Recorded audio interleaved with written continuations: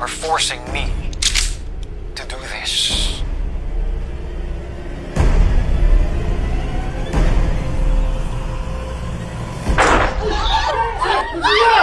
Eric!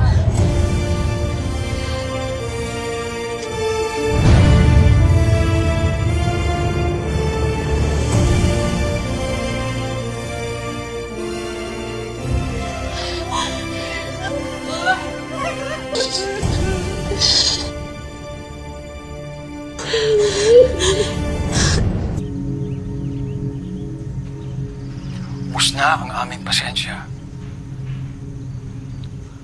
Pag kami hindi nabayaran sa loob ng isang oras, papatay ulit ako ng isa pang hostage. At this time, ang pipiliin ko ay ang kapatid ni Mayor Glenn Guerrero.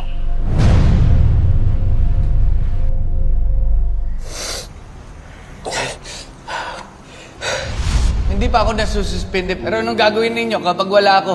Ako naman yung pinakamagaling sa ating tatlo. Sasamahan na rin kita. Alam ko, malaki credit limit ko ha. Pero pwede ba? Wag mo naman abusuhin. Gusto mo lang mamasyal eh. Grabe, ang galing natin kanina. Biruin nyo, natalo natin yung buong sindikato. Kasama mo siya kagabi. Saan kayo pumunta? Wala, sumama yung pakiramdam niya eh. Teka, kumusta nga pala yung nahuli natin kagabi? Ay, change topic. Tara na, Lieutenant Tonyo Conde na single. Sige, Lieutenant Eric Garcia na in a relationship. Napaka-insensitive mo pagdating sa feelings ng babae. Obvious naman. Type niya ako, kaya ayaw niya ako ang sumayaw. Kasi matadala siya. Di ko lang kasi talaga maintindihan eh. Alam mo naman kung gaano ako ka-loyal, pero bakit pilit akong tinutokso ng mga babae dito? Ako naman talaga yung pinakamabilis dito sa stasyon natin. Kahit si Selena nga lagi sinasabi sa akin, ang bilis-bilis ka raw eh. Ang tagal na natin magkakilala, tagal na natin nagsasama. Lagi akong umaalis. Ni minsan, di mo sinabi sa akin na, Ito na ang pagkakataon para patunayan mo kay Bob na mas magaling ka kay Jared.